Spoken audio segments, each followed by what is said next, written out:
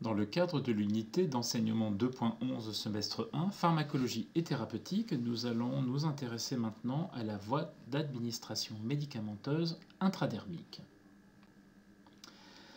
Il s'agit d'une injection qui consiste à administrer un médicament dans le derme de la peau situé juste en dessous de l'épiderme. Un petit volume de liquide, par exemple entre 0,1 et 0,3 ml, est habituellement injecté. Cette voie intradermique fait partie de la voie dite parentérale, c'est-à-dire une administration directe qui évite le passage par le tube digestif. Le médicament va directement dans le sang.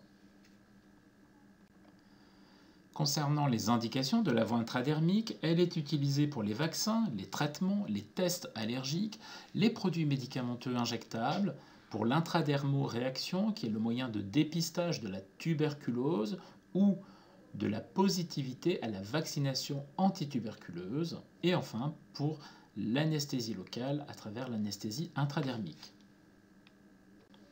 Il existe bien sûr des contre-indications à cette voie. L'allergie aux produits injectés lorsque c'est un vaccin, le déficit immunitaire, il est d'usage de ne pas faire l'injection sur une peau lésée, la peau doit être propre et saine. Il ne faut pas dépasser 1 ml car il peut y avoir une douleur en cas d'injection d'un volume important de ce produit. Il ne faut pas tamponner lorsque l'on retire l'aiguille, sous risque de faire ressortir le produit. Et pour l'intradermoréaction, il ne faut pas toucher, gratter ni appliquer de produit sur la papule. C'est la petite lésion cutanée saillante, bien circonscrite et fermée, qui ne laisse pas de cicatrice et qui forme ce que l'on appelle une peau d'orange. Ceci afin de ne pas altérer les résultats du test. De plus, le patient ne doit pas laver la zone pendant les 24 heures où il faut attendre le résultat.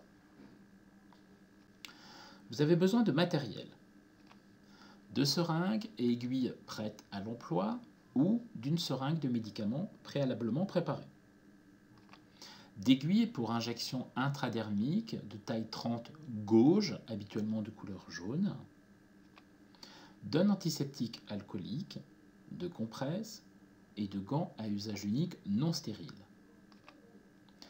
Vous avez besoin également d'un collecteur pour objets perforants, coupants, tranchants, de sacs d'élimination des déchets, à la fois de déchets domestiques ou des déchets d'activités de soins à risque infectieux, et le nécessaire pour l'hygiène des mains.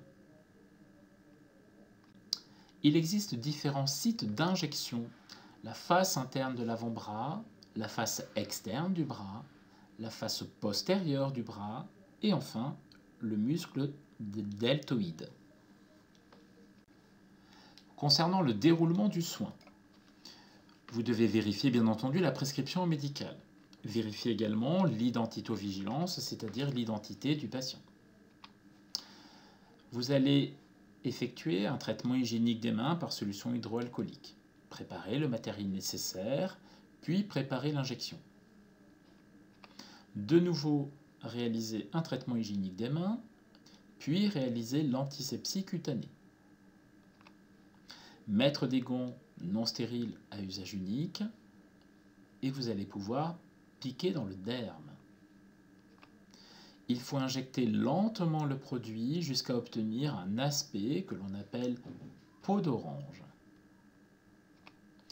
Retirez l'aiguille, ne pas masser, jetez l'aiguille directement après le soin dans le conteneur à OPCT et faire vos transmissions. Concernant les surveillances infirmières, pour une intradermoréaction, 72 heures après l'injection, on peut lire le résultat en fonction du diamètre de la papule obtenue. Exemple, pour le tubertest, le test est positif lorsqu'il y a une légère papule de 5 mm ou un érythème de plus de 7 mm. Vérifiez l'absence de tout signe inflammatoire, douleur, chaleur, rougeur, œdème, durant les 3 jours qui suivent l'injection. Vérifiez également la disparition de la boursouflure ayant l'aspect d'une peau d'orange. Vérifier l'absence de saignement ainsi que l'absence de douleur. Enfin, surveiller la survenue d'éventuels effets indésirables et bien sûr vérifier le bénéfice obtenu. À bientôt!